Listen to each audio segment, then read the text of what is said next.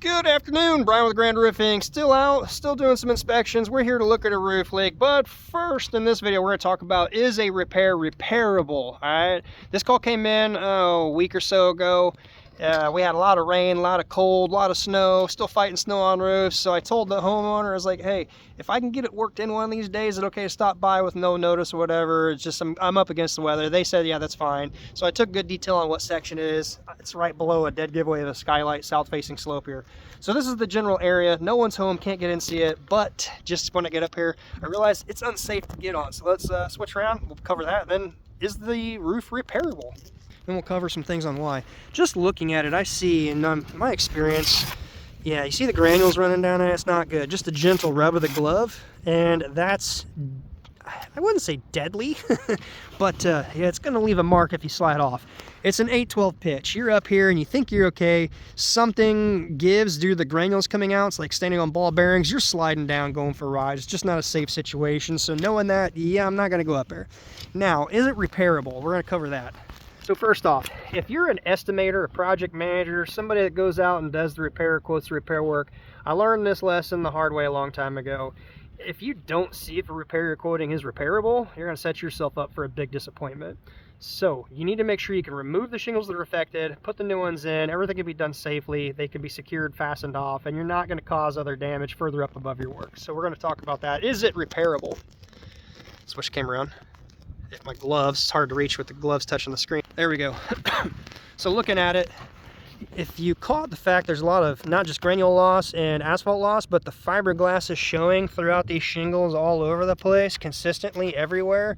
There's a lot of asphalt missing.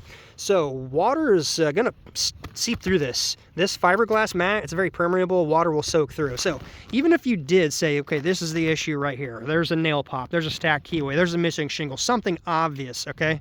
You're gonna need to replace it. If you do, is there gonna be other issues up above? Really strong probability, especially through this area right here, you're going to have problems in the very near future.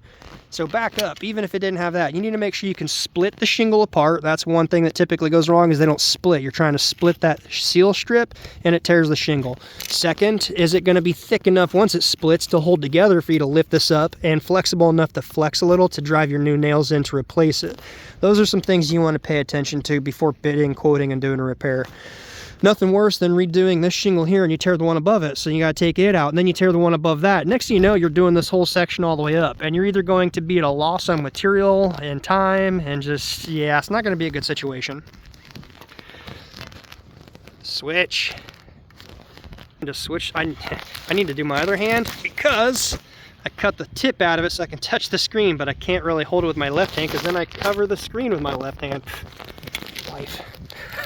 All right, so you just need to make these decisions when it gets to the point like, yeah, this roof is pretty wore out, it's pretty old, it's time to get replaced. It's not even worth quoting. The shingles aren't stuck down, so can the seal split be done? Yes, check. Can I flex them to get the new shingle in and nailed off? Probably questionable if it cracks or not, but it doesn't matter if I do my repair and then the rest of the roof has the amount of fiberglass showing like you see up in all these little speckled spotty areas.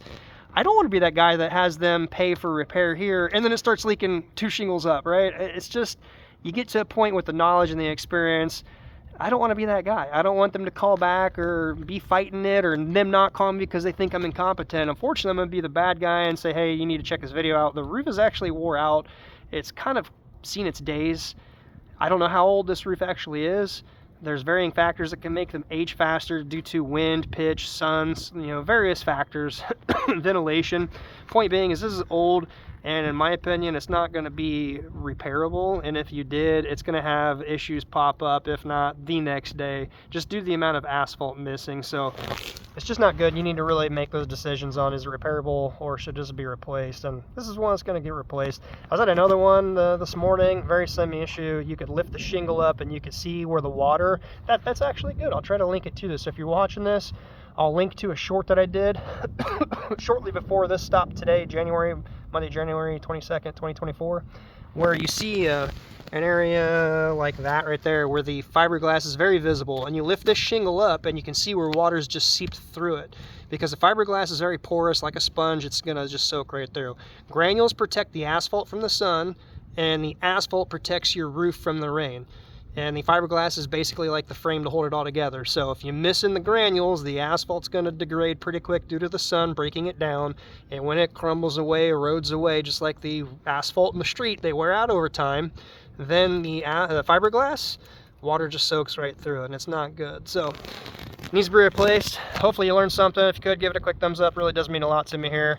And as always, until next time, be safe. We'll see you in the next one. And I'll end it as soon as you see my left hand cross the screen to hit the end button. Actually, let's try to hold the phone in the back. Slip that finger out and use my little custom cut finger. Some of these gloves don't work at all on the touch screen. This one does, but it's just not very sensitive. So I'm trying to do that. Until next time, be safe. We'll see you on the next one.